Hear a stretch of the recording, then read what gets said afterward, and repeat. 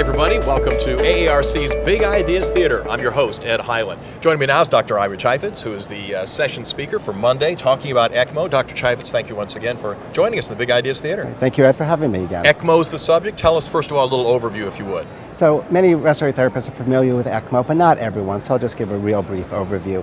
ECMO originally started as heart-lung bypass to support patients with failing cardiac and respiratory, or failing cardiac and pulmonary issues. But at this point, ECMO more and more in 2016 has become respiratory support for those patients that have severe lung disease, a refractory to more conventional therapies. And ECMO has become truly a life-saving approach where patients with severe ARDS can be maintained on an ECMO pump for days, weeks, and sometimes in excess of months, such that they will have, in the end, meaningful survival. Give us an idea of kind of like why now, in the sense that as a reporter back in the 90s for TV, I talked about ECMO because I was a health reporter, and now there seems to be a renewed interest, more people getting involved with it. Why the sudden interest? Right, so ECMO, it's just been this amazing field. The first ECMO case, first ECMO patient, goes back to 1971. So ECMO is not new, it's been around for obviously decades. But in the last handful of years, specifically since the H1N1 pandemic of 2009-2010, we've seen this complete change in ECMO. What we've learned is that ECMO that used to be principally or predominantly a neonatal pediatric approach can be used quite successfully in adults. And what happened with the pandemic is that we were seeing healthy older adolescents and young adults come in essentially dying of influenza pneumonia. And with some early pioneers in the area and the thought process, we were able to support these patients with ECMO, and they did quite well. Patients with somewhere of an 80 to 90% predicted mortality were living in a rate of at least 80%. I mean, it was quite impressive outcomes.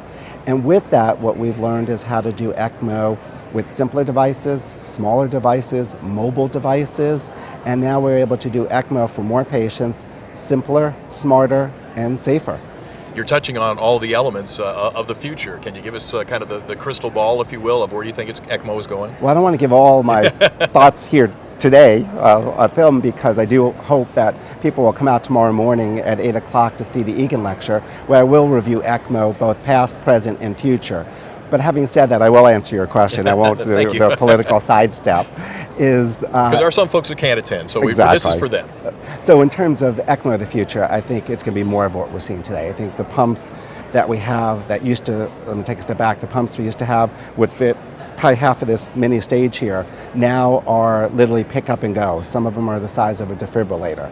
And moving forward, we're going to see pumps become smaller, simpler, safer. We have patients now walking on the ECMO. We have patients who can be transported hospital to hospital.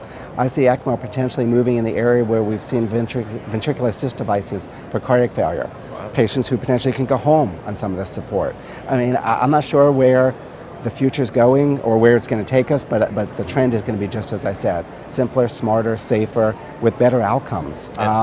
One thing about ECMO is every time anyone in the field has said, I don't think we can do that, we've proven ourselves wrong.